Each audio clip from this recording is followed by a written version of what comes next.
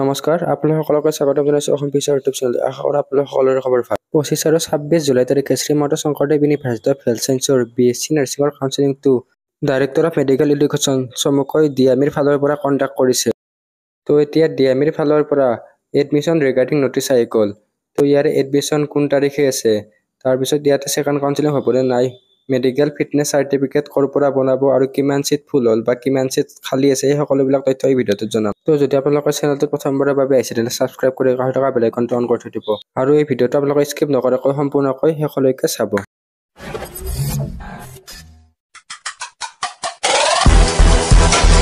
তো আপোনালোকে DMEৰ অফিচিয়েল ৱেবছাইটত যোৱাৰ পিছত এনেকুৱা ধৰণে ইণ্টাৰফেচ আহি যাব। তো ইয়াতে প্ৰথম অপশ্যনটো educational notice admission into BSc nursing course. তো ইয়াতে আপোনালোকে চাব পাৰিব। তো এই নটিচখন কোনো ধৰণৰ ফেক নটিচ নহয়, ইয়াতে ডাউনলোড অপশ্যনত ডাউনলোড কৰি ল'ব পাৰিব। তো নটিচখন ডাউনলোড কৰাৰ পিছত এনেকুৱা ধৰণে ইণ্টাৰফেচ আহি যাব। তো ইয়াতে government of Assam office of the director of medical education 6 mile Khanapara Guwahati 22। তো এই নটিচখন 29 জুলাই তাৰিখে জাৰি কৰিছে।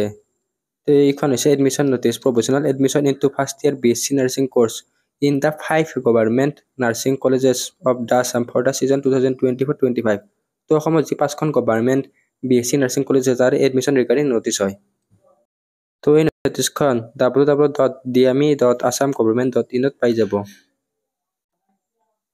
তো ইয়াতে পইণ্ট ৱাইজ সকলোবিলাক দি আছে। All the selected candidate are hereby directed to the report to the office of the principal of the respective government college. তো আপোনালোকে যিখন কলেজত চিট এলট হৈছে সেই কলেজখনৰ প্ৰিন্সিপাল অফিচত যাব লাগিব। তো যিটো ব্ৰাঞ্চত আছে নাৰ্ছিং ব্ৰাঞ্চৰ প্ৰিন্সিপালৰ তাত যাব লাগিব।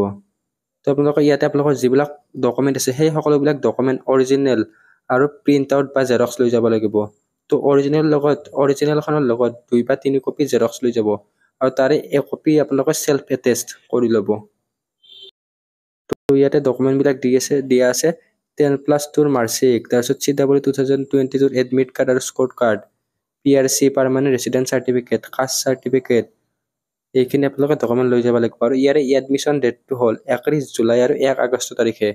তো আপোনালোকক 2 দিন সময় দিছে। তো আপোনালোকে এই 2 দিনৰ ভিতৰত এডমিশ্যন ল'ব লাগিব। যদি এই 2 দিনত এডমিশ্যন নলয় তেনেহ'লে আপোনালোকৰ চিটটো কেঞ্চেল হৈ যাব। তো আপোনালোকে মই ছাজেষ্ট কৰিম 31 আগষ্ট তাৰিখে আপোনালোকৰ এডমিশ্যনটো লৈ ল'ব, কাৰণ কেতিয়াবা কিছুমানৰ এদিনত নহ'লেও নেক্সট দিনা আপোনালোকে ইয়াৰে এডমিশ্যনটো ল'ব পাৰিব। তো নেক্সট ইয়াতে 3টা পইণ্ট দিয়া আছে, এই 3টা পইণ্ট ইম্পৰ্টেণ্ট হয়। তো ইয়াতে আপোনালোকৰ যিখিনি অৰিজিনেল ডকুমেণ্ট আছে সেইখিনি কলেজখনত ছাবমিট কৰিব লাগিব। ইয়াতে ডকুমেণ্টবিলাক অলৰেডি দিয়া আছে আৰু অলপমান আগতে ডকুমেণ্টখিনিৰ কথা কৈ দিলোঁ। তো ইয়াতে 2 নম্বৰ পইণ্টটো ইম্পৰ্টেণ্ট আছে। The admission of the candidate R subject to satisfactory medical fitness certificate issued by the medical board constituted by the respective principal of the nursing college। তো আপোনালোকে এখন মেডিকেল ফিটনেছ চাৰ্টিফিকেট লাগিব। তো এই medical fitness চাৰ্টিফিকেটখন ক'ত বনাব, আপোনালোকে নিজে বনাই লৈ যাব লাগিব নে কলেজখনত মেডিকেল ফিটনেছ বা মেডিকেল টেষ্ট কৰাব? তো ইয়াৰ উত্তৰটো হ'ল আপোনালোকে মেডিকেল চাৰ্টিফিকেট বনাই দিব নালাগে। তো আপোনালোকৰ যিখন কলেজত চিট এলট হৈছে সেই কলেজখনত আপোনালোকৰ মেডিকেল টেষ্ট কৰিব। তো আপোনালোকৰ কলেজখনৰ পৰাই মেডিকেল টেষ্টটো কৰাব। তো মেডিকেল টেষ্ট কৰোৱাৰ পিছতে আপোনালোকৰ এডমিশ্যনটো ল'ব। তো আপোনালোকে ৰাতিপুৱা 9টা বা 10টা বজাত যি 2 দিন সময় দিছে সেই সময়ত আপোনালোকে যিখন কলেজত চিট এলট হৈছে সেইখনত পোৱাকৈ যাব। তাৰপিছত আপোনালোকক কিছুমান তাতে ডকুমেণ্ট ছাবমিট কৰিব দিব বা কিছুমান আপোনালোকক এপ্লিকেশ্যন দিব, এই এপ্লিকেশ্যন ফিল আপ কৰিব লাগিব আৰু লগতে আপোনালোকে মেডিকেল টেষ্ট কৰাব লাগিব। তো মেডিকেল টেষ্ট কৰাতে আপোনালোকৰ সময় লাগিব, সেইকাৰণে সোনকালে গৈ পোৱাকৈ যাব।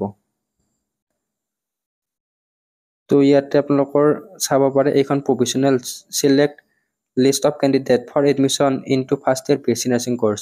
তো ইয়াতে কেণ্ডিডেটৰ নাম, তাৰপিছত ৰোল নং, ৰেংক কিমান আছে সেইটো আছে, তাৰপিছত কেটেগৰী কি কেটেগৰীৰ পৰা কোনখন কলেজত চিট এলট হৈছে সেইটো ইয়াতে দিছে। আৰু ইয়াতে কিছুমানৰ উইথ হেল্থ আহিছে। তো উইথ হেল্থটো কিয় হৈছে, উইথ হেল্থটো অহাৰ কাৰণটো হৈছে আপোনালোকক যিবিলাক ডকুমেণ্ট মেনশ্যন কৰিছে সেই ডকুমেণ্টবিলাক যদি নাই, মানে আছে কিন্তু বনাব এতিয়ালৈকে হোৱা নাই, তেনেকুৱা ক্ষেত্ৰত উইথ হেল্থ আহিছে।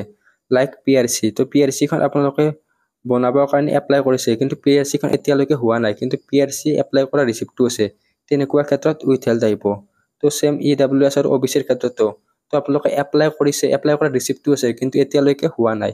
তো তেনেকুৱা ক্ষেত্ৰত আপোনালোকক এটা সময় দিব, এই সময়টোৰ ভিতৰত আপোনালোকে যিখন ডকুমেণ্ট আপোনালোকৰ এতিয়ালৈকে হোৱা নাই সেই ডকুমেণ্টখন সিহঁতৰ তাত জমা কৰিব লাগিব।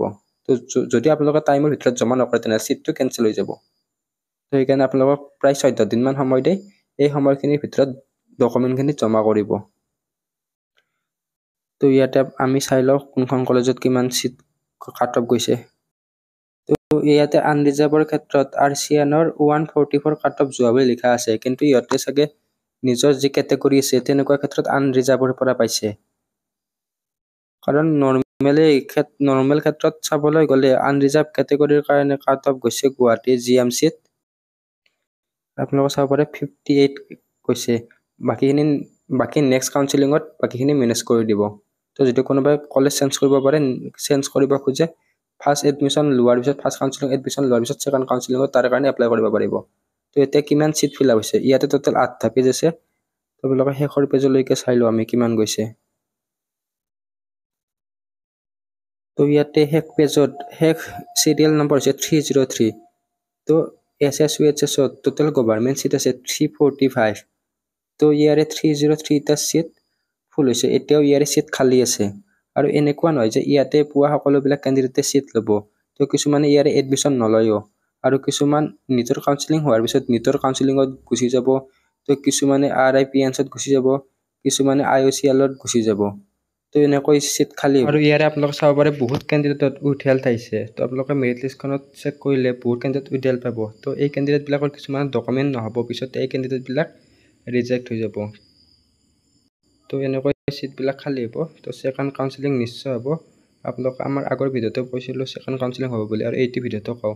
তো ছেকেণ্ড কাউন্সিলিং সোনকালে হোৱা চান্স আছে। তো আগষ্টৰ আপোনালোকে 20 তাৰিখ মানলৈকে ধৰিব পাৰে। কিন্তু ছেকেণ্ড কাউন্সিলিংটো নিটৰ পাছত হ'ব। তো এই ভিডিঅ'টোত এইখিনি আছিল। আশা কৰোঁ আপোনালোকে ভিডিঅ'টো ভাল পালে। তো ভিডিঅ'টো আপোনালোকৰ বন্ধুবৰ্গৰ সৈতে শ্বেয়াৰ কৰি দিব। ধন্যবাদ।